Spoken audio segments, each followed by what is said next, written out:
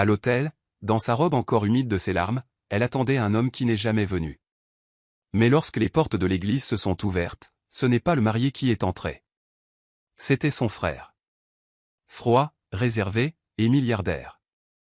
Et devant tout le monde, il a fait une proposition que personne n'attendait, « Épouse-moi ». Ce qui a commencé par un contrat est devenu un amour auquel personne n'osait croire, mais la suite, personne n'aurait pu l'imaginer. Si cette histoire vous touche, merci de liker la vidéo, de vous abonner à la chaîne et de nous dire en commentaire d'où vous écoutez ce message. Votre soutien est ce qui maintient cette chaîne en vie et pleine d'amour. Le parfum entêtant des roses blanches saturait l'air, s'accrochant au mur tendu de satin de la suite nuptiale comme un souvenir qui refusait de s'effacer. Emily Parker restait figée devant le miroir, ses doigts tremblants tentant d'attacher les boucles d'oreilles en perles de sa grand-mère, ultime cadeau de celle qui l'avait élevée quand personne d'autre ne le voulait. Le doux bruissement de la soie accompagnait chacun de ses mouvements dans cette robe ivoire qui épousait ses courbes avec une grâce intemporelle, une robe choisie avec espoir, désormais lourde d'effroi. En bas, le quatuor à cordes avait commencé à jouer. Les invités remplissaient les bancs en bois de la chapelle centenaire, chuchotant derrière les livrets de messe et ajustant leurs cravates. Mais dans le calme de la pièce au-dessus de tout cela, Emily était seule. À l'exception de l'écho d'une question qu'elle n'avait pas osé poser à voix haute, où était Lucas? Son fiancé, Lucas Bennett, avait toujours été l'enfant chéri, le « Golden Boy », charmant et ambitieux, le plus jeune associé d'un cabinet d'avocats de Manhattan, avec un sourire qui dissolvait autrefois tous ses doutes. Leur fiançailles avait été précipitée mais passionnée, remplie de promesses nocturnes et de week-ends volés. Tout le monde disait qu'ils étaient parfaits l'un pour l'autre. Tout le monde, sauf un homme qui ne lui avait pas adressé plus de 10 mots depuis leur rencontre, son frère. Le cœur d'Emily s'emballa lorsque sa demoiselle d'honneur frappa un coup, ouvrit la porte et entra, pâle, nerveuse, serrant son téléphone comme une bouée de sauvetage. « Emily, je ne sais pas comment te dire ça. » Elle n'avait pas besoin de le dire. Le silence était déjà assourdissant. Des minutes passèrent, ou peut-être des années. Emily remarqua à peine le son de ses propres sanglots alors qu'elle s'effondrait sur la banquette en velours, son voile tombant sur le côté comme un drapeau vaincu. La honte lui brûlait les joues, ses lèvres tremblaient, sa vision se brouillait, et quelque part sous la dévastation, une petite voix chuchotait, « Tu aurais dû le voir venir. » Mais elle ne l'avait pas vu. Pas ça. Pas être abandonnée à l'hôtel avec des centaines d'yeux qui attendent et aucun marié pour remonter l'allée. Puis, on frappa à la porte. Un coup plus ferme. Plus froid. Emily leva les yeux et son souffle se coupa. Dans l'encadrement de la porte se tenait Nathan Bennett. Le frère aîné de Lucas. PDG milliardaire. Célèbre pour son stoïcisme, son contrôle et cet empire bâti sur les ruines du nom de leur famille. Toujours en costume noir, toujours entouré de silence et de mystère. Là, il se tenait devant elle dans un smoking sur mesure, aussi calme que jamais, ses yeux gris acier scannant la pièce avant de s'arrêter finalement sur les siens. « Je suis désolé, dit-il, sa voix basse, douce, impossible à déchiffrer. Mais tu n'as pas beaucoup de temps. » Emily cligna des yeux, stupéfaite. « Pardon ? Les invités attendent, poursuivit-il, et Lucas ne viendra pas. » Ces mots n'étaient pas cruels, juste cliniques, comme s'il énonçait des faits lors d'un conseil d'administration. « Je le sais, » chuchota-t-elle, essayant de ne pas s'effondrer. « Je ne sortirai pas là-bas. »« Je ne pensais pas que tu le ferais, » dit-il. Une pause. Puis, lentement, il s'avança. « C'est pour ça que je suis venu. »« Pourquoi ?» Sa voix se brisa. « Pour confirmer l'humiliation ? Ou pour proposer une opération de communication pour sauver l'image de la famille ?» Un muscle tressaillit dans sa mâchoire. Puis il sortit un petit écrin de velours de sa poche intérieure et le posa doucement sur la coiffeuse à côté d'elle. « Je te propose toute autre chose. » Emily fixa la boîte comme si elle risquait d'exploser.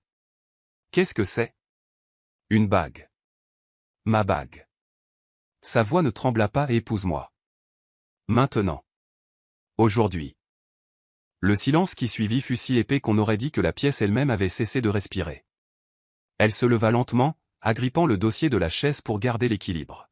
« Êtes-vous devenu fou ? » ?»« Non. » Il soutint son regard avec un calme terrifiant.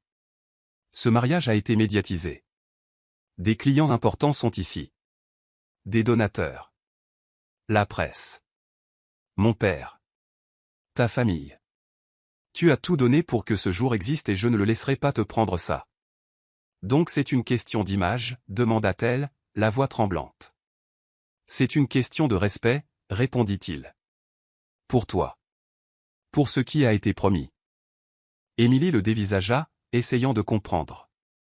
Vous me connaissez à peine. J'en sais assez. Tu es gentille. Gracieuse. Résiliente. Tu as maintenu cette famille unie après que Lucas ait brûlé tous les ponts. Et qu'il ait fui ou qu'on l'ait poussé, il n'est pas là. Moi, si. La pièce semblait impossiblement petite. Son pouls rugissait dans ses oreilles. C'est insensé, dit-elle, plus doucement. Le mariage n'est pas un contrat commercial qu'on signe pour sauver la face. Non, dit-il. Mais parfois, ça commence comme tel. Elle baissa les yeux vers l'écrin. Puis vers son reflet. Mascara coulé. Voile de travers. Cœur en miettes. Elle avait rêvé d'un amour qui ressemblait à de la musique. De vœux chuchotés avec des mains tremblantes et des yeux qui ne voyaient qu'elle. Mais maintenant, elle se tenait devant les cendres de ses rêves. Et devant elle se trouvait un homme offrant un autre type de promesse.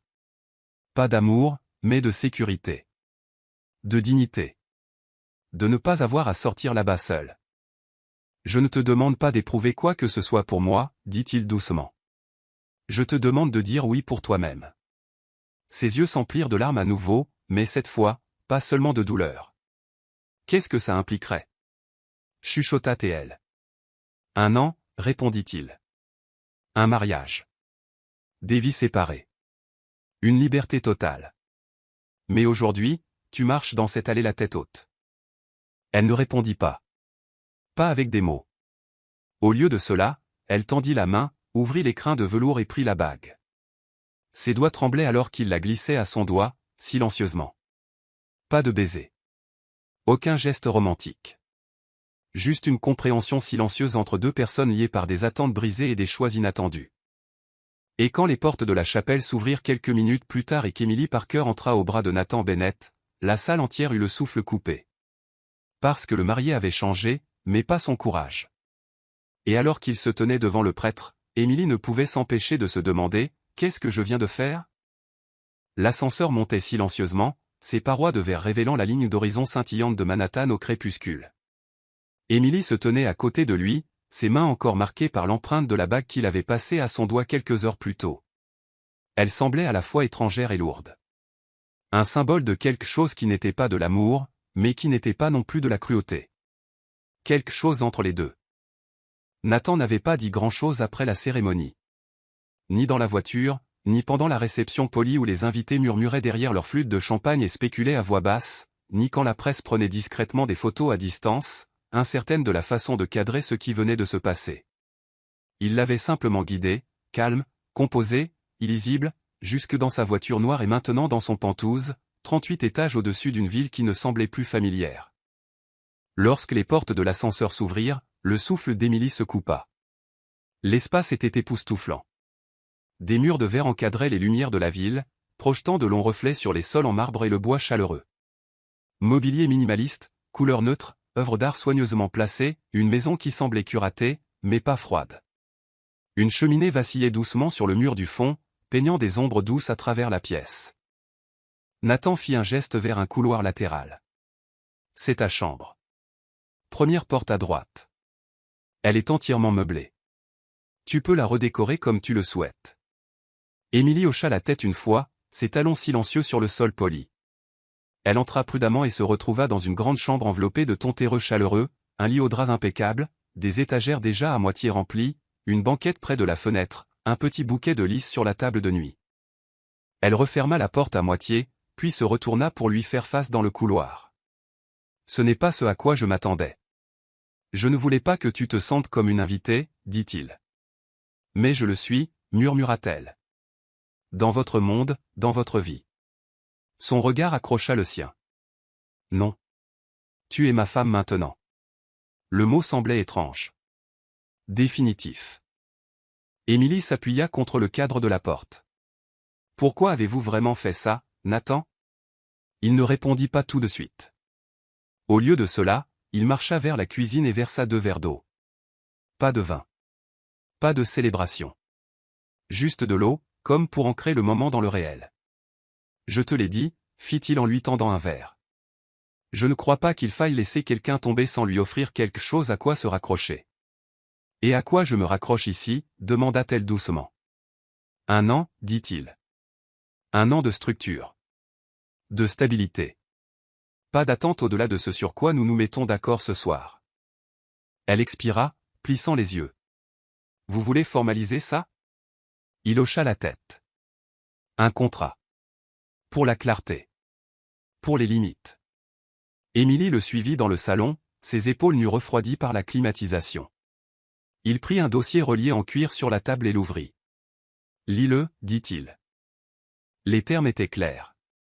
Aucune intimité physique. Chambre séparée. Respect mutuel.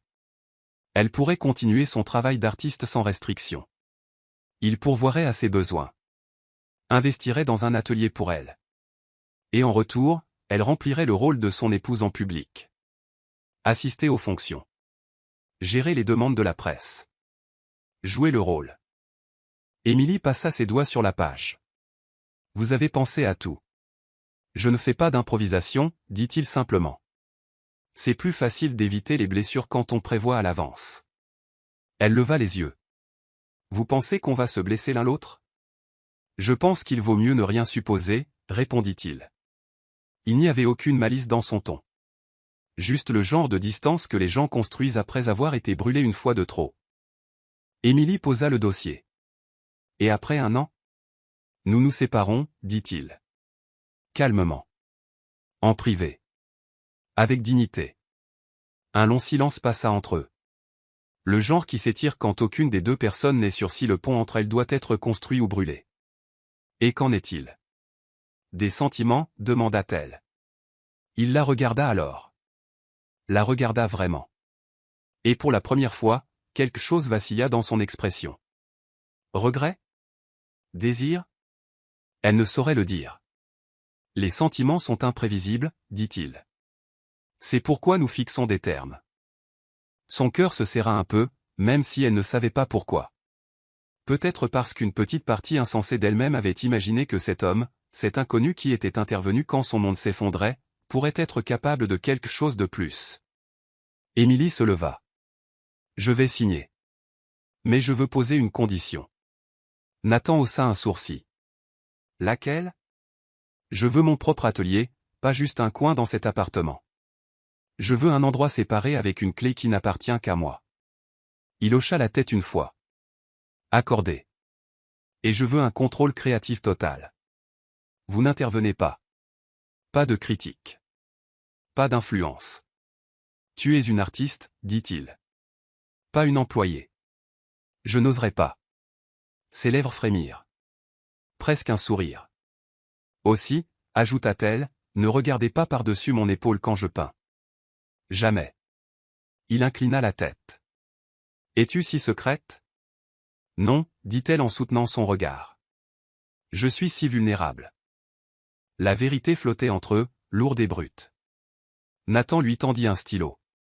Elle n'hésita qu'un instant avant de le prendre et de signer son nom. Le nom qu'elle portait désormais.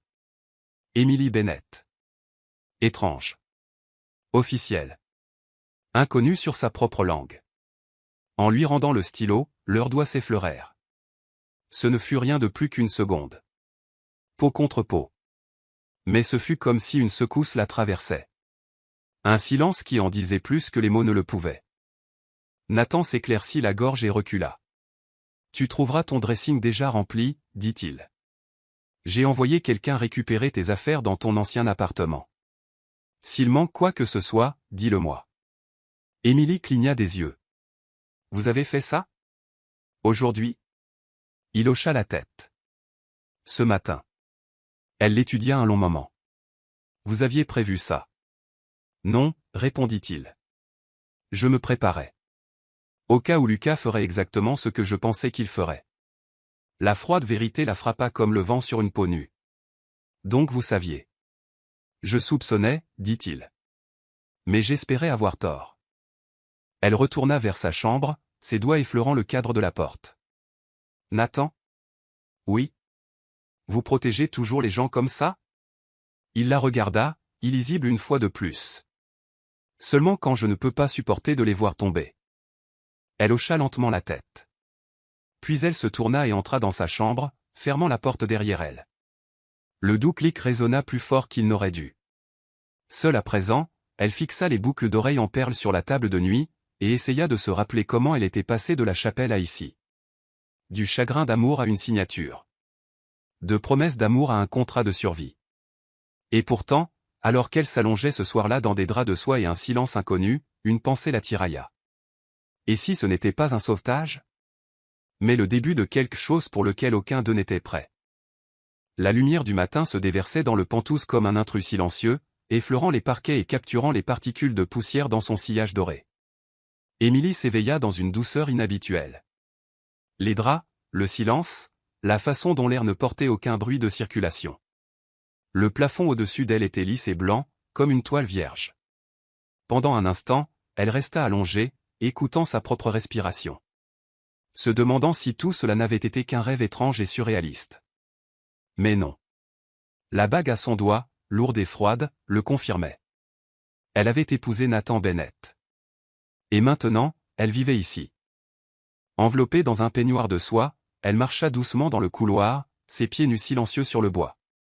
L'odeur du café frais l'atteignit avant qu'elle ne le voie. Nathan se tenait dans la cuisine, les manches retroussées jusqu'au coude, déjà vêtu de son habituelle chemise noire impeccable et de son pantalon de costume. Il ressemblait à un portrait, composé, précis, sans effort. Il ne se retourna pas quand elle entra. Il parla juste doucement, comme s'il sentait sa présence. Il y a du café et des croissants aux amandes. Je les ai fait venir de cette boulangerie que tu aimes sur la 74e rue. Émilie cligna des yeux, surprise. Je ne vous ai jamais dit que j'aimais cet endroit. J'ai remarqué, dit-il simplement. Tu t'y arrêtes toujours quand tu marches vers le magasin de fournitures d'art. Un temps passa. Vous m'observez depuis un moment, n'est-ce pas? Il croisa son regard alors, stable, inébranlable. Pas observé. Juste remarqué. Émilie ne répondit pas. Au lieu de cela, elle s'approcha et se versa une tasse de café, l'arôme riche et familier.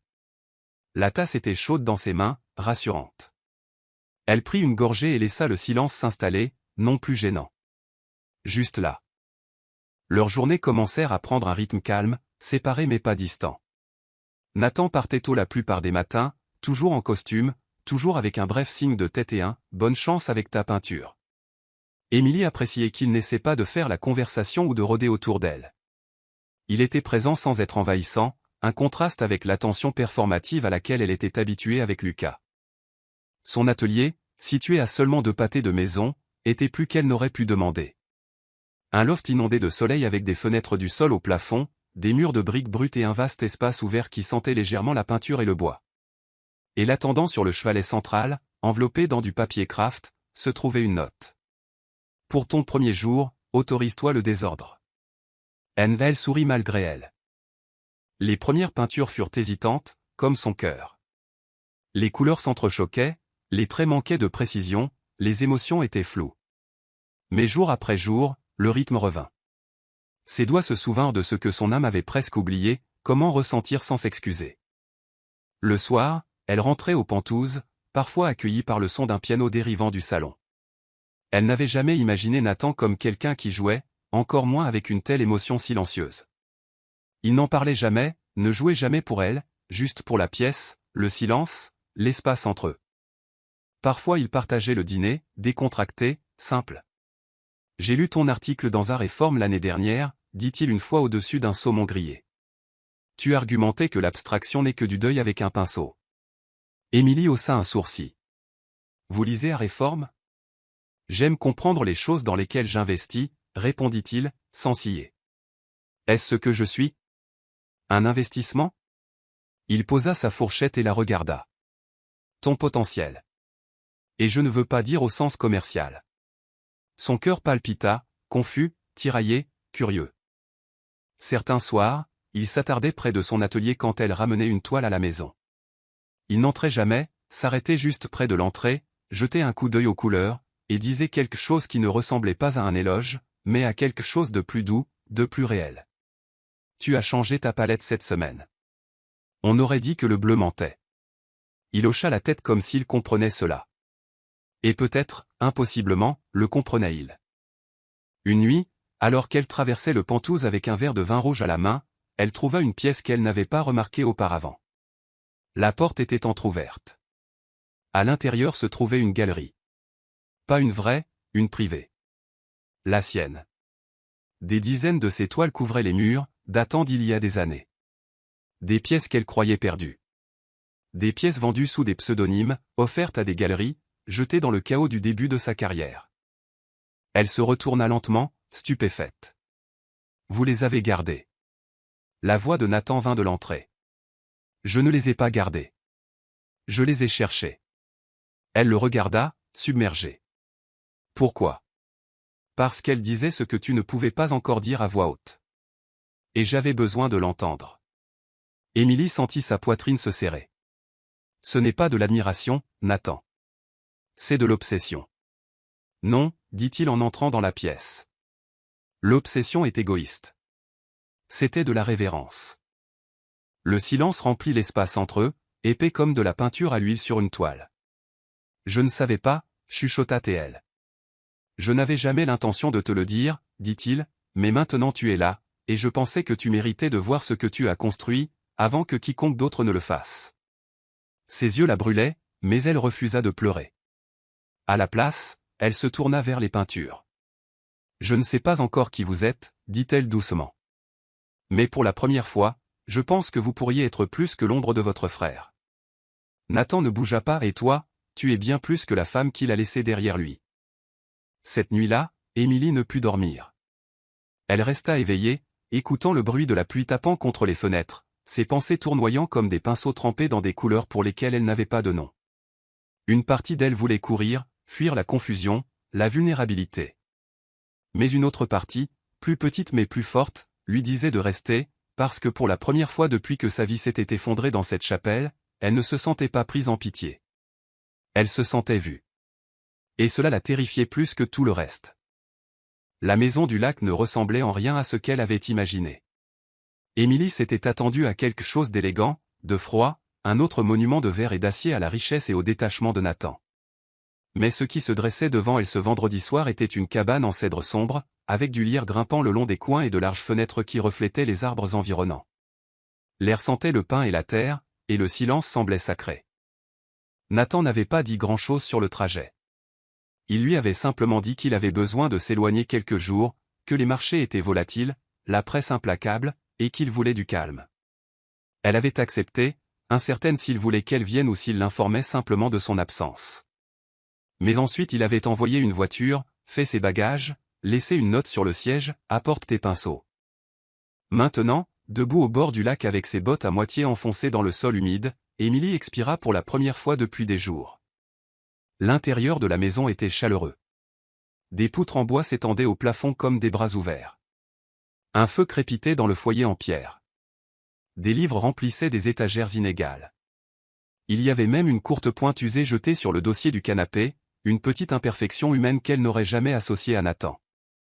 Il ne fit aucun discours, aucun commentaire sur le travail ou les horaires.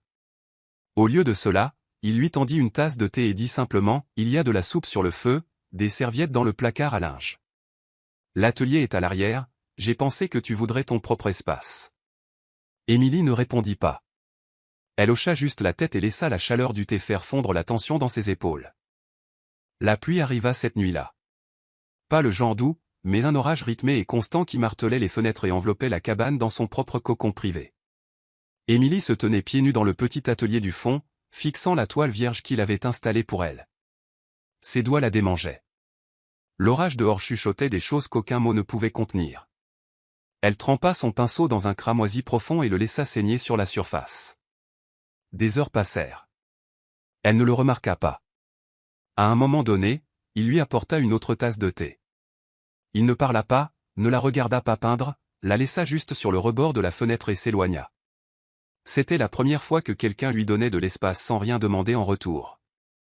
Le lendemain matin, ils prirent le petit déjeuner en silence, mais c'était un genre de calme différent.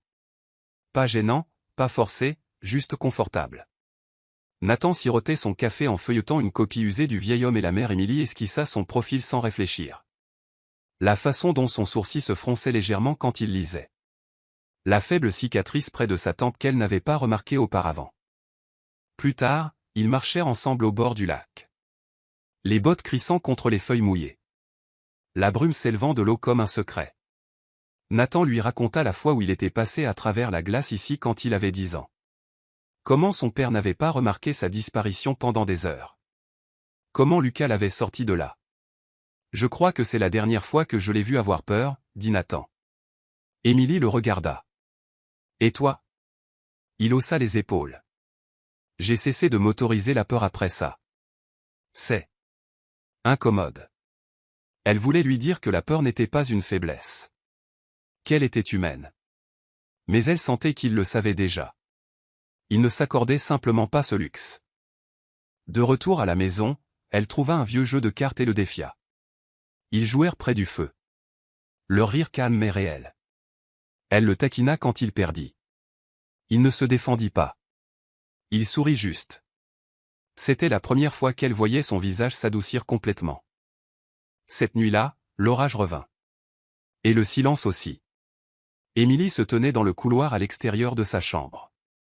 Les doigts posés sur le cadre de la porte. Nathan se tenait à l'autre bout. Un verre de whisky à la main. Sa chemise à moitié déboutonnée, le col lâche. Pendant un long moment, aucun d'eux ne bougea. Puis elle parla. Tu pensais ce que tu as dit? Que ce mariage n'était que structure, un bouclier? Il ne répondit pas immédiatement. Je le pensais à ce moment-là, dit-il. Je ne suis pas sûr de le penser encore. Elle fit un pas vers lui. Pourquoi? Parce que quand je te vois maintenant, dit-il lentement, je ne vois pas juste quelqu'un que j'ai protégé. Je vois quelqu'un que je veux comprendre. Le souffle d'Émilie se coupa. Je suis encore un gâchis, dit-elle, la voix à peine au-dessus d'un murmure. J'ai encore mal. Je sais. Je ne sais pas si je te fais confiance. Je ne m'attends pas à ce que tu le fasses. Je pourrais fuir, ajouta-t-elle, la gorge serrée. Alors j'attendrai, dit-il.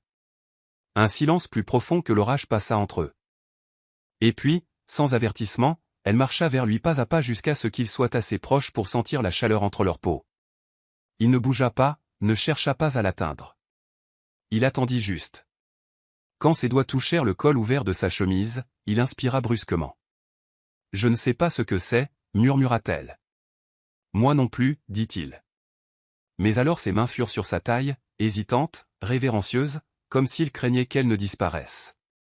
Et elle se pencha, ses lèvres effleurant les siennes avec une douceur qui contenait à la fois la question et la réponse. Ce n'était pas de la faim. Ce n'était pas du feu. C'était quelque chose de plus calme, quelque chose de sacré. Ils ne se précipitèrent pas. Ils ne parlèrent pas. Ils laissèrent simplement l'orage dehors faire écho à celui qui se déroulait entre eux, lent, inévitable, et magnifiquement hors de leur contrôle. Plus tard, elle s'allongea à côté de lui, la tête sur sa poitrine, écoutant le battement régulier d'un cœur qu'elle ne craignait plus. Et pour la première fois depuis ce jour de mariage, elle ne se sentait plus comme quelqu'un qui avait été choisi par pitié. Elle se sentait comme quelqu'un de vraiment vu. Et pourtant, juste avant de sombrer dans le sommeil, une pensée silencieuse s'infiltra. Que se passera-t-il quand l'orage passera et que la vraie vie reviendra? La ville les accueillit dans un vacarme. Le genre aigu, klaxon hurlant, sirène gémissant au loin, pas pressé contre le trottoir. C'était discordant après des jours de silence, de matins lents et de nuits chauffées au feu de bois. Émilie se tenait près de la fenêtre du Penthouse ce premier soir, les bras enroulés autour d'elle-même, regardant la ville cligner des yeux vers elle. On aurait dit le réveil d'un rêve pour trouver le lit froid. Nathan n'avait pas dit grand-chose sur le trajet du retour. Il avait répondu à quelques appels professionnels, lui avait fait un signe de tête quand elle regardait dans sa direction, et avait offert un doux « on sera à la maison dans 30 minutes » quand la ligne d'horizon était apparue. Mais au-delà de ça, le calme entre eux avait changé. Ce n'était plus paisible. C'était prudent. Elle avait senti quelque chose bouger dans la maison du lac, quelque chose de réel, la façon dont il l'avait touchée, pas comme un homme qui revendique, mais comme quelqu'un qui lâche enfin prise. Et elle s'était laissée tenir, pas seulement physiquement, mais émotionnellement. Mais maintenant, De retour ici, les murs semblaient plus épais, l'air plus froid. Quand elle entra dans son atelier le lendemain matin, l'odeur des lys frais la frappa en premier. Puis elle vit le bouquet sur la table centrale, vibrant, extravagant et familier. Son cœur tomba. La carte n'était pas signée, mais l'écriture était indubitable. Lucas, je n'ai jamais cessé de penser à toi. Je suis désolé, s'il te plaît, donne-moi une chance de m'expliquer. Elle fixa les mots, le souffle coupé. Son premier instinct fut de le jeter. Mais ses doigts s'attardèrent. Parce que même maintenant, même après tout ça, il y avait des questions. Pourquoi était-il parti? Que s'était-il vraiment passé ce matin-là? Avait-il jamais eu l'intention de rester? Derrière elle, les portes de l'ascenseur s'ouvrirent, douces mais pas assez. La voix de Nathan brisa le silence. Il essaie de reprendre contact. Émilie se retourna lentement. Tu savais? J'ai supposé qu'il le ferait. Sa voix était tendue. Savais-tu qu'il enverrait des fleurs? Non. Mais je ne suis pas surpris. Nathan entra dans la pièce, son expression indéchiffrable. Il regarda le bouquet puis elle, pas avec colère, mais avec quelque chose de plus dangereux. De la distance. Elle détestait ça. Je n'ai pas demandé ça, dit-elle. Je sais. Le sais-tu? Le défiatait elle, la tension montant dans sa poitrine. Parce qu'on dirait que tu as déjà décidé que je suis déchiré. Il ne répondit pas tout de suite. À la place, il marcha vers la fenêtre et regarda dehors.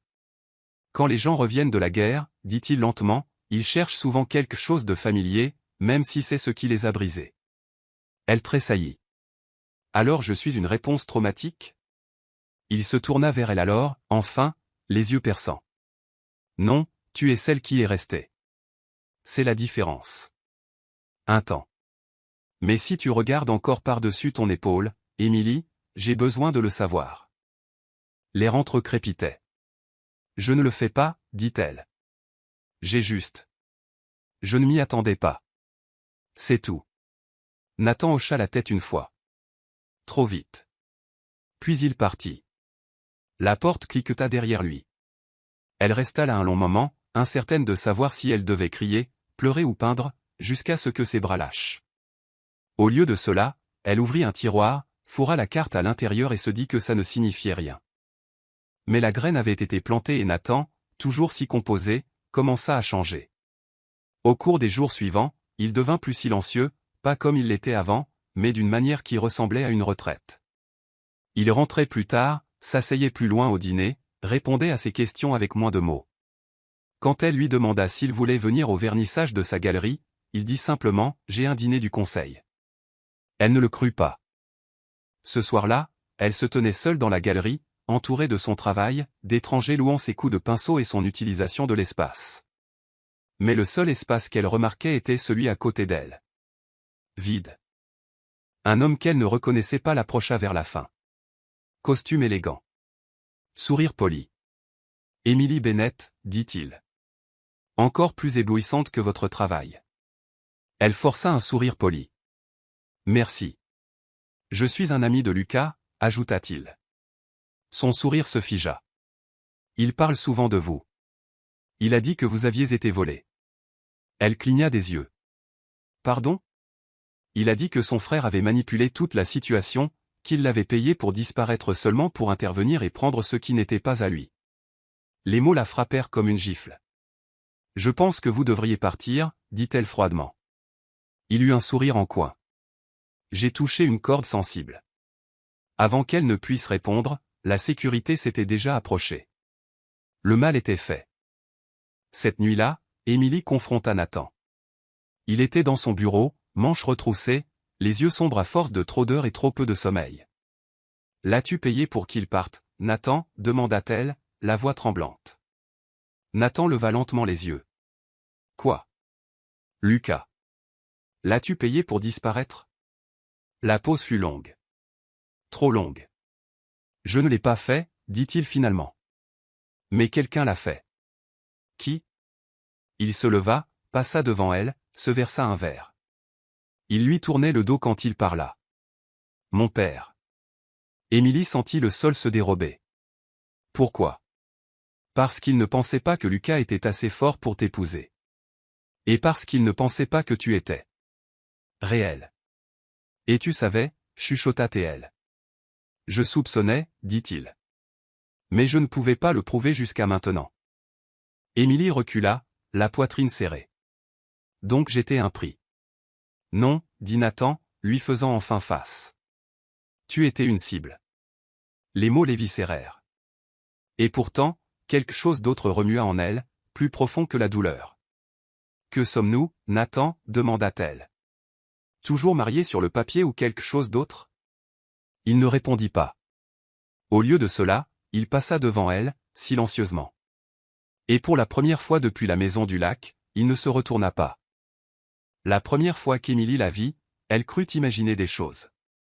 C'était un mercredi matin, un de ces jours d'automne vivifiant où la ville semblait plus propre que d'habitude. Émilie venait de quitter son atelier, un carnet de croquis sous le bras, quand une voix douce l'appela. Émilie Bennett. Elle se retourna. Et se figea. La femme qui s'approchait d'elle était d'une élégance naturelle.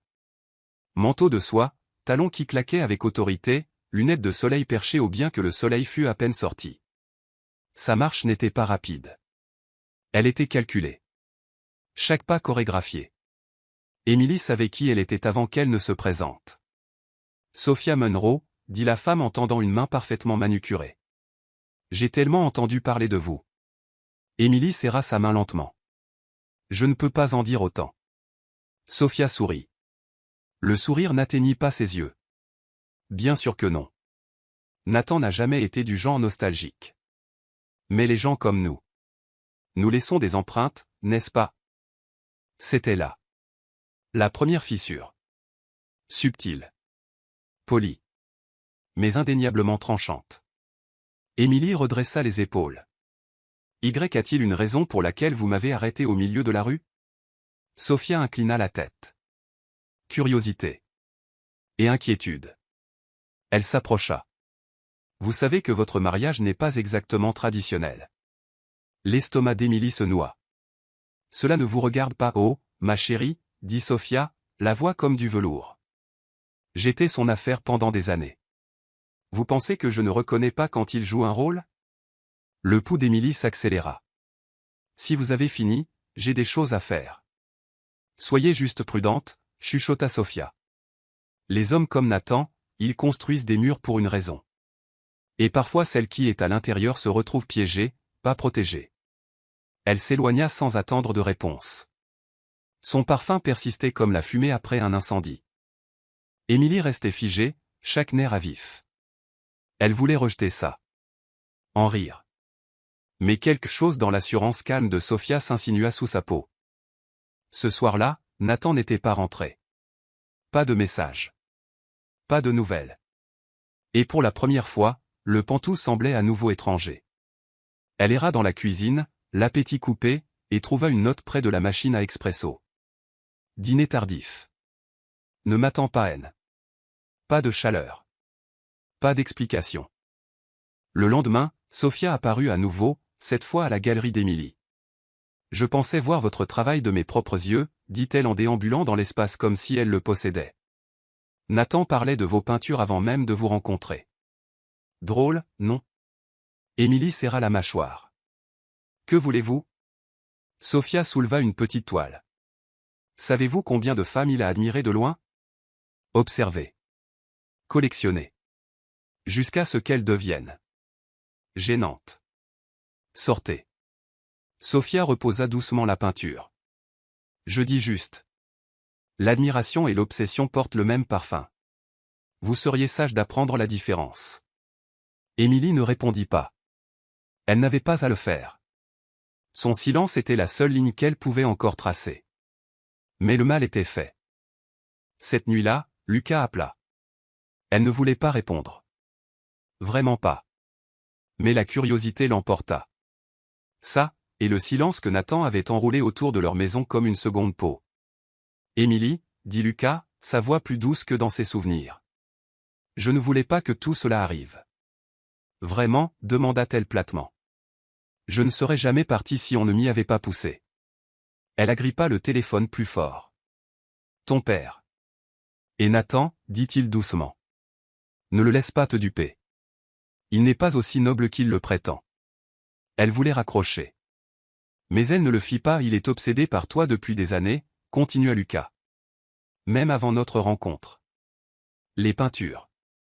Les contrats de galerie. L'appartement qu'il t'a aidé à obtenir quand tu pensais que c'était un financement anonyme. C'était lui. Tout ça. Le souffle d'Émilie se coupa. Tu mens. J'aimerais bien. Pourquoi me dire ça maintenant, demanda-t-elle, la voix tremblante. Parce que tu mérites de savoir dans quoi tu es, dit-il. Et parce que je t'aime toujours. Elle raccrocha. Mais ses mains ne cessaient de trembler. Le lendemain, Nathan rentra plus tôt que d'habitude. Il avait l'air fatigué mais calme. Trop calme. Tout va bien, demanda-t-il en enlevant son manteau. Émilie le regarda. L'étudia. Tu te demandes jamais ce que ça signifie de tomber amoureux de quelqu'un? Avant de le rencontrer. Il se tourna, surpris. De quoi parles-tu? Elle ne répondit pas. Elle marcha simplement dans son atelier et ferma la porte. À l'intérieur, elle ouvrit un vieux meuble de rangement et sortit l'une de ses premières peintures. Un portrait. Flou. Abstrait. Masculin. Elle l'avait peint il y a des années sans réfléchir. Maintenant, en le regardant, elle réalisa quelque chose de terrifiant. Il ressemblait à Nathan. Les angles. Les ombres. Les yeux. Elle le fixa longuement, puis chuchota pour elle-même, « Et si je n'avais jamais été libre de choisir ?» L'atelier était sombre. Éclairé seulement par le soleil de fin d'après-midi se déversant par les fenêtres en stries silencieuses. La poussière flottait dans l'air, non perturbée, comme des souvenirs refusant de se déposer. Émilie était assise en tailleur sur le sol, le portrait abstrait de Nathan posé à côté d'elle. Ses doigts traçaient lentement les coups de pinceau, comme si la texture pouvait répondre aux questions qui la tourmentaient. Elle l'avait peint 3 ans auparavant, bien avant de l'avoir rencontré. Mais maintenant, elle ne pouvait plus ignorer la vérité. L'angle de la mâchoire. La force froide dans le regard. La bouche hantée. Son subconscient l'avait connue avant son cœur. Ou peut-être que quelqu'un d'autre la connaissait mieux qu'elle ne l'avait jamais réalisé. On frappa doucement. 1 fois. 2 fois. Elle ne bougea pas. Nathan entra dans la pièce, sa silhouette grande contre la lumière déclinante. Il la regarda, assise par terre avec la toile comme un secret mis à nu, et quelque chose dans son expression changea. « Tu l'as trouvée ?» dit-il doucement. Elle ne leva pas les yeux. « Depuis combien de temps m'observes-tu ?» Une pause. « Émilie. Ne mens pas. » Elle le coupa. Sa voix n'était pas en colère. C'était pire que ça. C'était calme, détaché. « S'il te plaît, pas maintenant. » Nathan s'approcha, mais garda ses distances. « Des années, dit-il. Avant Lucas, avant les galeries, avant même que tu saches que quelqu'un comme moi existait. »« Pourquoi ?» demanda-t-elle, levant enfin son regard. Ses yeux étaient rouges, mais secs. « Pourquoi moi ?» Il s'agenouilla face à elle, la voix basse. « Parce que quand j'ai vu ta première œuvre à cette expo de rue, je n'ai pas pu détourner le regard. Il y avait quelque chose de brisé dedans. De beau. De défiant. On aurait dit que quelqu'un avait pris le chagrin et l'avait transformé en grâce. Et je l'ai reconnu. » Émilie expira, lentement et d'une manière tremblante. « Alors tu m'as suivi. » »« Je n'ai pas suivi, dit-il. J'ai protégé. J'ai investi, discrètement, sans ma permission.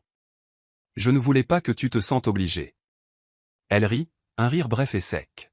« C'est exactement ce que je ressens maintenant. » Il grimaça. « Je pensais trouver mon propre chemin, » chuchota-t-elle. « Je pensais que les bourses, l'intérêt des galeries, les offres d'atelier. Je pensais que c'était moi. Mais c'était toi. » « Non, dit-il. Ça a toujours été toi. J'ai juste déplacé les obstacles. » Émilie se leva lentement, les bras croisés sur sa poitrine. « Et m'épouser, c'était juste l'étape suivante de ton projet. » Ses yeux s'assombrirent. « Ne dis pas ça. » »« Pourquoi pas? Ça semble vrai. Je n'ai pas planifié le mariage. Je ne voulais pas que ça se passe comme ça. » « Mais tu étais prêt, dit-elle amèrement. Bague en poche. Contrat imprimé. Atelier meublé. Qu'est-ce que ça me dit? Nathan se leva aussi, maintenant face à face avec elle. Ça te dit que je ne pouvais pas supporter de te voir humiliée. Elle recula. Ça me dit que tu attendais qu'il échoue. Et quand il l'a fait, tu es intervenu, pas par amour, mais par contrôle. Le silence pulsait entre eux. Et puis elle posa la question qui la hantait depuis l'appel de Lucas. L'as-tu payé pour qu'il parte? Nathan tressaillit.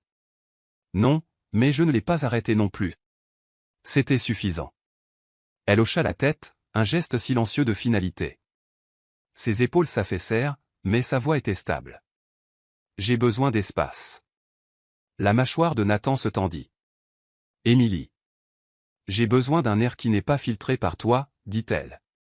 J'ai besoin de savoir qui je suis, sans ta main derrière chaque rideau. Son silence lui donna la réponse qu'elle craignait. Il ne pouvait pas offrir ça. Alors elle fit ses valises, pas avec fureur, pas avec des larmes. Juste avec le rythme engourdi de quelqu'un qui avait donné trop d'elle-même aux ombres. Elle retourna à Brooklyn, dans la vieille maison de sa grand-mère. Les murs sentaient encore la lavande et la peinture à l'huile. Les fenêtres grinçaient quand on les ouvrait. La plomberie gémissait comme un vieil homme qui se réveille.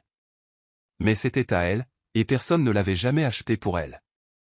Aucune main silencieuse n'avait façonné cet espace. C'était imparfait, mais c'était réel. Elle se tenait dans la petite chambre cette nuit-là, enveloppée dans un pull délavé, fixant son annulaire nu. L'absence piquait d'une manière qu'elle n'avait pas prévue, pas parce que le luxe lui manquait, mais parce qu'une partie d'elle avait voulu croire que c'était réel, que quelqu'un comme Nathan Bennett pouvait aimer quelqu'un comme elle, pas comme un sauveur, mais comme un homme. On frappa 3 jours plus tard. Elle s'attendait à Nathan, mais c'était quelqu'un d'autre. Richard Bennett, son beau-père. Il se tenait sur le porche dans un manteau sur mesure, main gantée, expression indéchiffrable. J'espérais que nous pourrions parler, dit-il. Émilie le laissa entrer, par curiosité, par épuisement, par un étrange besoin de vérité. Il s'assit à la table de la cuisine comme s'il l'avait fait 1000 fois, bien que ce fût leur première vraie conversation. Je vous ai sous-estimé, dit-il. Votre opinion ne m'intéresse pas, c'est juste, hocha-t-il, mais vous méritez la vérité. Il fouilla dans son manteau et sortit un petit journal relié en cuir, le posa sur la table. Le nom de Nathan était gravé sur le devant. Émilie fronça les sourcils. Qu'est-ce que c'est? À lui, dit Richard. Il tient des journaux depuis qu'il a 16 ans. Celui-ci? C'est à propos de vous. Je ne veux pas, vous devriez le lire, l'interrompit-il doucement, avant de décider qui il est vraiment. Émilie fixa le journal, effrayée de le toucher. Mais une partie d'elle, la partie qui se souvenait encore de la façon dont il la regardait à la lueur du feu, avait besoin de savoir. Richard se leva pour partir. À la porte, il s'arrêta. J'ai payé Lucas pour qu'il s'éloigne, dit-il. Pas Nathan. Moi. Je pensais que vous en aviez après l'argent de la famille. Et Nathan. Il m'a supplié de ne pas interférer, mais je n'ai pas écouté. Il partit avant qu'elle ne puisse répondre. La maison retomba dans le calme.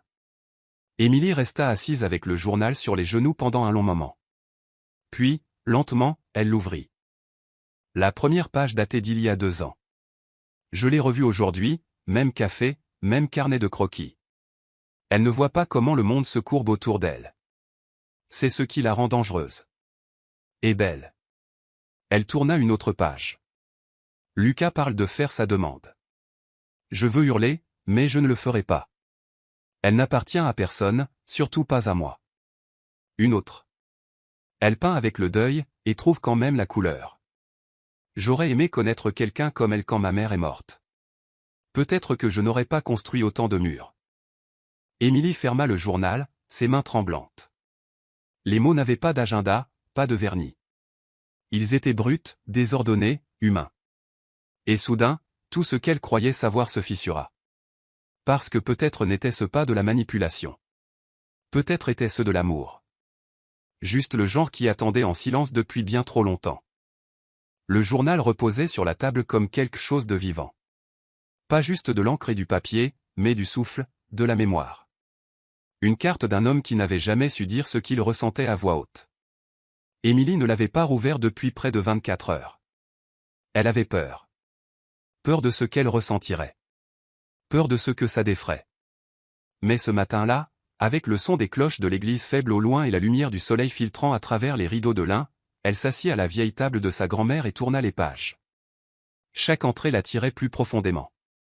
Il n'y avait pas de métaphores élaborées. Pas de déclaration d'obsession. Juste des morceaux de Nathan. Point. Je me demande ce que ça fait d'être choisi sans avoir à prouver sa valeur. Aujourd'hui, elle a laissé tomber un crayon et Harry, comme si le monde ne l'avait pas trahi.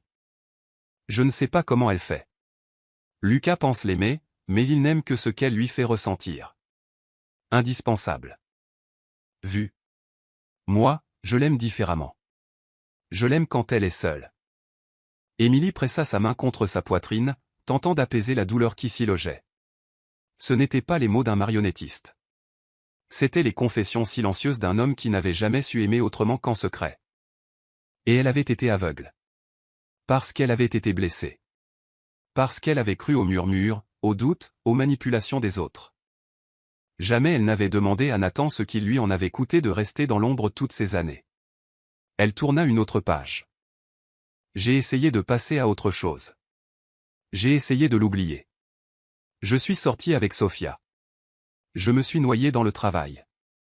Mais rien ne comble le vide qu'elle laisse, simplement en existant. Son souffle se coupa. Parfois, je pense qu'elle n'était jamais censée me remarquer. Que je n'étais là que pour la protéger. En silence. Et que l'aimer était ce qui me rapprochait le plus d'être réellement connu. Émilie referma le journal et enfouit son visage dans ses mains. Il ne s'agissait pas de contrôle. Il n'avait jamais été question de pouvoir. Nathan n'avait pas volé son avenir. Il l'avait préservé, doucement, douloureusement, attendant qu'elle le voie non pas comme l'ombre derrière Lucas, mais comme l'homme qui avait toujours été là. Et elle l'avait laissé debout, dans le silence. Plus tard cet après-midi-là, elle marcha dans les rues de Brooklyn, carnet en main, essayant de donner un sens à ce qu'elle ressentait. Elle passa devant le vieux café où elle avait passé des après-midi à dessiner, ignorant qu'il avait peut-être été tout près. Elle passa devant le banc où elle avait vendu sa première toile à un inconnu. Un inconnu qui, réalisait-elle maintenant, ne l'était peut-être pas du tout. Tout ce qu'elle avait pris pour des coïncidences n'était que bienveillance. Chaque porte qui s'était ouverte avait été poussée par une main discrète. Non pour la posséder, mais pour l'élever. Quand elle rentra chez elle, elle trouva un paquet sur les marches du perron. Pas de nom, pas d'expéditeur, juste une boîte brune attachée avec un ruban bleu marine. À l'intérieur, elle trouva son vieux carnet de croquis, celui qu'elle avait perdu 2 ans plus tôt lors d'un déménagement de galerie, celui pour lequel elle avait pleuré, le croyant disparu à jamais. Il y avait un mot. Je l'ai gardé en sécurité, car tout ce que tu dessines ressemble à ce que je n'ai jamais eu le courage de dire. N. Ses mains tremblaient. Elle serra le carnet contre sa poitrine, comme pour le protéger du poids de sa propre culpabilité. Puis elle murmura, plus pour elle-même que pour la pièce vide, « Que ai-je fait ?» Cette nuit-là, Émilie ne put dormir. Elle se tint à la fenêtre, regardant les lumières scintiller dans les immeubles lointains. Elle imagina Nathan dans son pentouse, seul, peut-être en train de lire, peut-être fixant le même ciel, se demandant si elle le haïssait, se demandant si elle avait oublié ce qu'ils avaient partagé dans cette maison au bord du lac. Elle n'avait pas oublié. Elle pouvait encore sentir son toucher, non seulement sur sa peau, mais dans ses souvenirs, dans la façon dont il lui versait son thé sans demander comment elle l'aimait, dans la façon dont il n'entrait jamais dans son atelier sans y être invité, dans la façon dont il voyait le sien sans bruit, sans exigence. Et maintenant, elle savait. Il n'avait jamais voulu la piéger. Il avait seulement voulu s'assurer qu'elle n'ait jamais à se battre seule. Le lendemain matin, elle appela son avocat. « Je veux récupérer l'appartement. Madame Bennett. Je veux rentrer à la maison. » Maison. C'était étrange de prononcer ce mot, car elle n'avait jamais considéré cet endroit comme le sien. Mais maintenant, sachant ce qu'elle savait, il ne s'agissait pas du pentouse. Il s'agissait de lui. Plus tard dans l'après-midi, elle revint, non pas avec des fleurs, non pas avec des excuses répétées, mais juste elle-même. La montée en ascenseur sembla interminable. Son pouls battait à tout rompre dans ses oreilles. Sa main trembla lorsqu'elle frappa une fois, puis ouvrit la porte avec la clé qu'elle n'avait toujours pas rendue. Il n'était ni dans le hall, ni dans le salon. Mais le son doux d'un piano s'échappait du bureau. Elle le suivit. Et il était là. Nathan était assis, vêtu de sa chemise noire habituelle, manches retroussées, jouant un air lent et triste. Il lui tournait le dos. Il ne s'arrêta pas de jouer quand elle entra. Il ne parla pas. Elle resta là, écoutant, laissant la musique dire tout ce qu'il n'avait pas dit.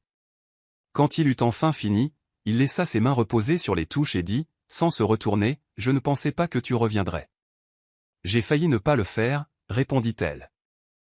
Sa voix était basse. « C'était le journal ?» « Oui, » dit-elle honnêtement. « Mais pas seulement ça. » Silence. « J'étais en colère, » poursuivit-elle. Confuse. « Je pensais avoir été manipulée. Mais la vérité, c'est que je ne t'ai jamais demandé la tienne. Je ne t'ai jamais donné la chance de t'expliquer. » Il se leva lentement.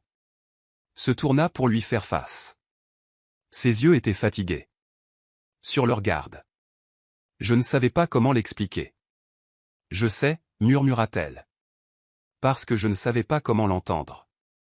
Il fit un pas vers elle. Es-tu venu pour dire au revoir? Elle secoua la tête. Non, dit-elle. Je suis ici pour te demander si tu me laisserais recommencer. Pas comme une faveur. Pas comme un contrat. Mais comme quelqu'un qui est enfin prêt à te voir. Nathan ne parla pas. Il fit simplement un pas en avant. Prit doucement sa main et la pressa contre sa poitrine. J'ai attendu longtemps que tu reviennes, chuchota Théil. Mais pas dans cet endroit. Vers moi. Et elle le fit. Elle se pencha vers lui. Pas par culpabilité ou confusion. Mais par quelque chose de nouveau. La clarté. Parce que pour la première fois depuis le jour de leur mariage, elle savait enfin ce que signifiait le choisir en retour. L'invitation gisait ouverte sur la coiffeuse comme un défi. Le gala de la Fondation Chandler. Tenue de soirée, liste d'invités scellée à la feuille d'or. Le genre d'événement où les noms n'étaient pas simplement présentés. Ils étaient murmurés. Émilie la fixa en silence. Elle n'avait pas répondu. N'avait pas prévu d'y aller. Mais là encore, elle n'avait rien prévu de tout cela. Elle jeta un coup d'œil au miroir. Le reflet qui la regardait n'était plus celui de la jeune fille en robe ivoire abandonnée devant l'autel. Elle était autre chose maintenant. Pas plus dure. Mais plus stable. Et peut-être était-il temps que le monde le voie aussi. Elle choisit une robe différente de toutes celles qu'elle avait portées. Un saphir profond, moulant, avec un dos nu et des manches longues qui bruissaient à chaque pas.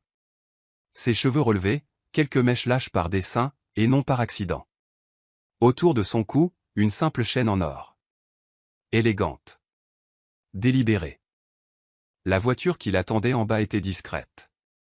Le genre que Nathan envoyait toujours. Mais ce soir, elle ne le lui avait pas dit. Il ignorait qu'elle venait. Qu'il soit surpris. Qu'ils le soient tous. Dès qu'elle entra dans la salle de bal, l'air changea. Elle le sentit. Comme de l'électricité dans du velours. Les têtes se tournèrent. Les conversations s'interrompirent. Les téléphones s'inclinèrent discrètement pour capturer l'instant. Elle marcha seule, le menton haut, chaque pas résonnant comme une ponctuation sur le sol en marbre poli. Puis elle le vit. Nathan se tenait près du centre de la pièce, entouré de donateurs, d'associés, de quelques visages familiers du conseil d'administration. Son smoking était impeccable. Sa posture irréprochable. Mais il y avait quelque chose dans ses yeux. Distant. Vigilant. Fatigué. Elle n'avait pas vu ce regard depuis avant la maison du lac. Et quand ses yeux la trouvèrent enfin à travers la pièce, son calme se brisa. Il ne sourit pas. Mais il ne détourna pas le regard. Elle marcha vers lui. Lentement. Avec détermination. Laissant le poids de chaque pas porter les mots qu'elle n'avait pas encore dits. Quelqu'un près de lui, une femme en perles, se pencha et chuchota, « Est-ce que c'est elle ?» Émilie atteignit le bord du cercle. Les conversations s'arrêtèrent. Elle se tourna d'abord vers Lucas. Oui, il était là. Bien sûr qu'il l'était. Il portait son charme comme une armure, une coupe de champagne à la main, le même sourire narquois et poli qu'il avait arboré le soir de leur fiançailles. Lucas, dit-elle d'un ton égal. Émilie. Il inclina légèrement son verre. Tu es éblouissante. Je suppose que tu as reçu les fleurs. Je les ai reçues. Et le message? Elle sourit. Aussi. Il fit un pas de plus. Alors, peut-être que je suis venu ici pour les rendre. Son sourire vacilla. Elle ne baissa pas la voix. Tu m'as dit que Nathan avait tout manipulé. Que je n'étais qu'un pion sur son échiquier. Mais j'ai lu la vérité maintenant. Je l'ai vu dans ses mots, dans son silence, dans la façon dont il ne m'a jamais demandé de le choisir. Sa voix portait à travers la pièce, ferme, claire. Tu es parti parce que quelqu'un t'a payé pour disparaître. Lui, il est resté, sachant que je pourrais ne jamais l'aimer, que je pourrais ne jamais même le regarder. Elle se tourna vers la foule, vers les murmures, les doutes, les questions. J'ai épousé un homme que je ne connaissais pas, mais je suis tombée amoureuse de l'homme qu'il ne m'a jamais forcé à voir. Celui qui a protégé mon nom, mon art, mon âme, quand personne d'autre ne le faisait. La salle était silencieuse. La mâchoire de Lucas se crispa, mais il ne dit rien. Et puis, elle se tourna vers Nathan. Il n'avait pas bougé d'un pouce. Ses yeux contenaient tout, le choc, l'incrédulité, et une lueur de quelque chose qu'il ne s'était pas permis d'espérer. Émilie entra dans l'espace calme qui les séparait. Elle prit sa main, la tint, et dit doucement, mais avec certitude, je te choisis. Pas parce que je le dois. Pas parce que j'ai peur. Mais parce que je te vois enfin, et je ne me suis jamais senti aussi en sécurité que dans la lumière. Pendant un long moment suspendu, personne ne respira. Puis Nathan fit quelque chose qu'il n'avait pas fait en public depuis des années. Il sourit. Le genre de sourire qui dépouillait le pouvoir, la richesse, la performance, le genre de sourire qui n'appartenait à personne d'autre qu'à elle. Il porta la main d'Émilie à ses lèvres, l'embrassa doucement. Puis il l'attira contre lui, une main à sa taille, l'autre soutenant sa nuque. Il se moquait de qui regardait, plus maintenant, car à cet instant, la seule chose qui existait était ce qui avait pris racine dans le silence, et qui était enfin prononcé à voix haute. Plus tard dans la soirée, alors qu'il se tenait près de la terrasse surplombant la ville, Émilie s'appuya contre son épaule et murmura, « Tu me pardonnes? De ne pas avoir su plus tôt ?» Nathan ne répondit pas tout de suite. Il se tourna vers elle, le regard tendre. « J'ai attendu des années, dit-il. J'aurais attendu toute une vie. » Et juste avant que la musique ne reprenne, il ajouta, « Mais je suis tellement heureux de ne pas avoir à le faire. » L'appartement ne semblait plus être le sien. Il semblait être le leur. Le changement fut subtil au début, ses chaussures près de la porte au lieu d'être rangées, une tasse qu'elle affectionnait séchant toujours près de l'évier, le parfum de fleurs d'oranger flottant depuis la chambre au petit matin. Mais plus profondément que ces choses, quelque chose d'autre avait changé. Le silence entre eux ne résonnait plus. Il reposait. Fini les frontières polies, les couches de détachement. Ce qui restait, c'étaient des questions posées au petit déjeuner sans crainte, des regards soutenus un peu plus longtemps dans le couloir, des mains qui se tendaient non par obligation, mais par instinct. Émilie se tenait au milieu de l'atelier que Nathan avait construit pour elle, maintenant éclaboussé de peinture, de vie et de rire. Les murs blancs étaient couverts de toiles à tous les stades, certaines presque terminées, d'autres tout juste nées. Elle portait une chemise en lin volée dans son placard, manches roulées jusqu'au coude, les mains tachées de terre de sienne brûlée. De l'autre côté de la fenêtre, Manhattan bourdonnait comme une berceuse. Derrière elle, Nathan apparut dans l'embrasure de la porte, café en main.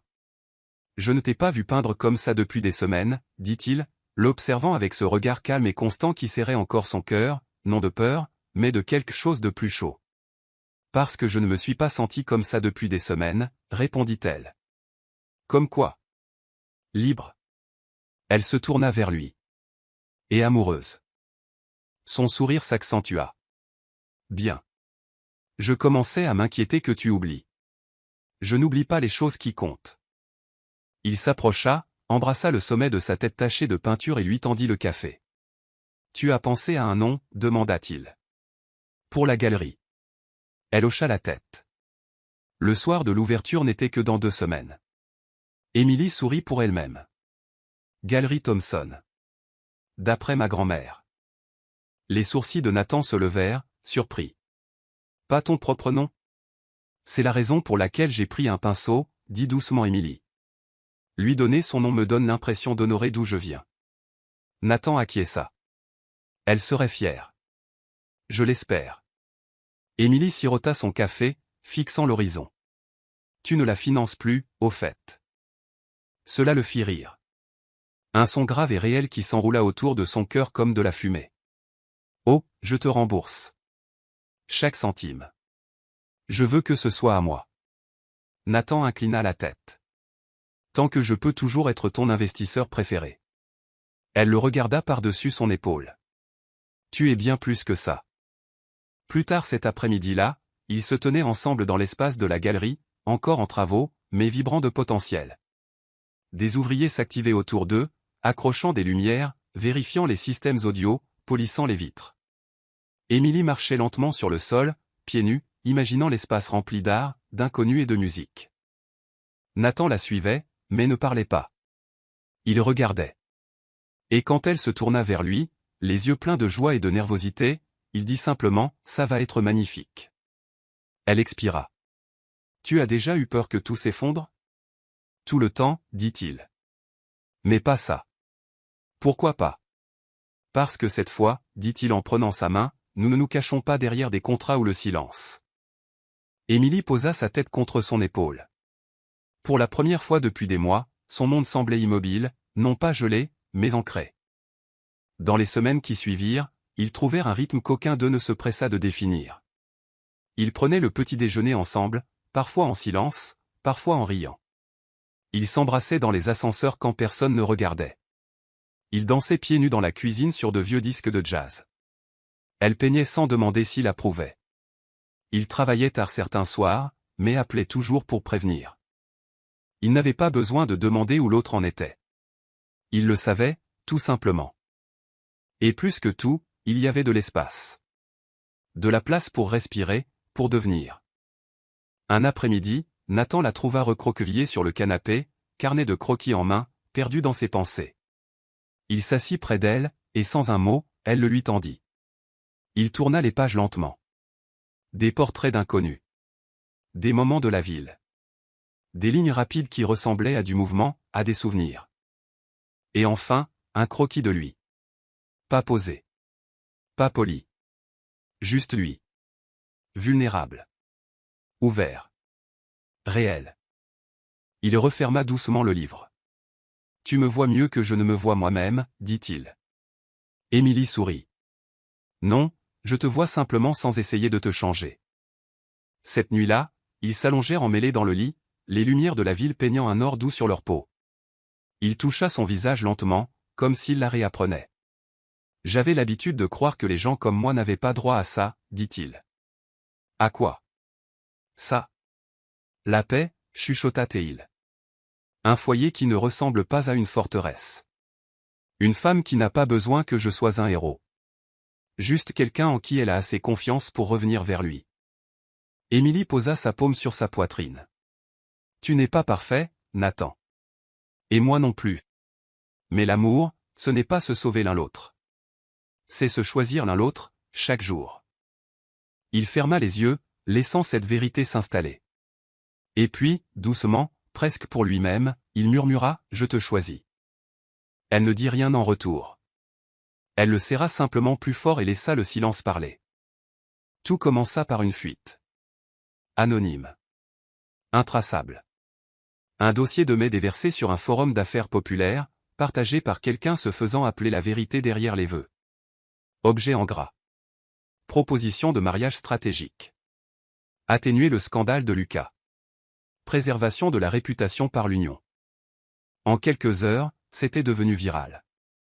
Émilie se réveilla au son d'un téléphone vibrant sans fin sur la table de nuit. Appel manqué de son agent. 2 messages vocaux de sponsors de la galerie. Et un texto de sa mère, « Émilie, s'il te plaît, dis-moi que ce n'est pas vrai. » Elle s'assit lentement, clignant des yeux devant l'écran. Son pouce accéléra. Nathan dormait toujours à côté d'elle, un bras posé sur sa taille. Paisible. Inconscient. Elle hésita. Puis ouvrit le navigateur. C'était là. Capture d'écran. Email. Spéculation. Tout était tordu. Sorti de son contexte. Mais suffisant pour semer le doute chez quiconque voulait croire au pire. Les gros titres brûlaient. Mariage pour l'image. Les emails du milliardaire provoquent un tollé. Emily Parker n'était-elle qu'un pion? L'empire Bennett bâti sur des secrets? Elle eut l'impression que le sol se dérobait sous ses pieds. Pas parce qu'elle y croyait. Mais parce que le reste du monde y croirait. Nathan remua. Et quand il ouvrit les yeux et vit son visage, tout changea. Il s'assit lentement. Qu'est-ce qui s'est passé? Elle lui tendit le téléphone. Un silence suivit. Lourd. Grandissant. Suffocant. J'aurais dû le voir venir, dit-il. Elle le regarda. Sont-ils réels? Il hocha la tête. Certains. Tordus. Sortis de l'ordre chronologique. Mais oui, ils sont réels. Et le pire, demanda-t-elle, c'est qu'ils croiront chaque mot. Parce que la vérité ne semble jamais aussi excitante que la trahison. À midi, des caméras stationnaient devant leur immeuble. Les sponsors se retiraient de l'ouverture de la galerie. Les journalistes fouillaient dans son passé. Son passé à lui. La disparition de Lucas. N'importe quoi pour alimenter le feu. Emily reçut des dizaines de messages. Certains de pitié. Certains cruels. Certains exigeant de savoir pourquoi elle s'était vendue. Et pourtant, à travers tout cela, Nathan ne s'enfuit pas. Il ne se cacha pas. Il se tint face au feu et dit ce qu'elle n'aurait jamais cru qu'il dirait. On dit la vérité. Ensemble. Elle cligna des yeux.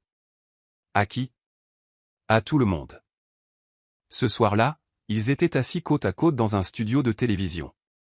Les lumières étaient trop vives. Les chaises trop raides. La présentatrice trop impatiente. Nous sommes ici ce soir avec Emily Parker et Nathan Bennett, commença la femme, l'air soigné et répété. Le couple au centre de ce que certains appellent le scandale matrimonial le plus calculé de la décennie. La gorge d'Emily se serra. Mais elle ne tressaillit pas. Nathan parla le premier. Calme. Mesuré. Oui, certains de ces emails sont de moi, dit-il. Ils ont été écrits avant le mariage, quand je croyais que Lucas allait partir. J'ai envisagé d'intervenir. Mais ce n'était pas une stratégie. C'était la peur que quelqu'un à qui je tenais soit laissé humilier devant le monde entier. La présentatrice se pencha. Mais vous ne l'aimiez pas à l'époque. Je l'admirais, dit Nathan. En silence. Bêtement. Depuis des années. Et non, je ne pensais pas avoir le droit de l'aimer. Émilie le regarda. L'homme qu'il avait autrefois observé de loin et qui choisissait maintenant de parler pour lui-même, sans masque. Elle prit une inspiration. Puis parla. Je ne suis pas tombée amoureuse de Nathan Bennett pour son argent. Ou son nom. Ou parce qu'il m'a sauvée. Je suis tombée amoureuse de la façon dont il me laissait seule quand j'avais besoin de silence. Comment il savait ce que je peignais sans demander. Comment il me regardait. Pas comme quelque chose à gagner. Mais comme quelque chose qu'il ne croyait pas mériter. La présentatrice cligna des yeux. Momentanément réduite au silence. Émilie continua, la voix stable. Il ne m'a pas manipulé. Il m'a attendu. Et j'ai failli ne jamais regarder en arrière. Mais la vérité finit toujours par vous trouver. Et quand elle l'a fait, je l'ai trouvé, toujours là. Pas exigeant.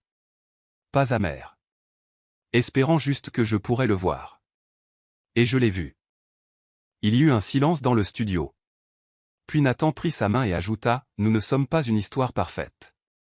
Nous ne sommes pas un conte de fées. Mais nous sommes réels. Et je choisirai le réel plutôt que le parfait. À chaque fois.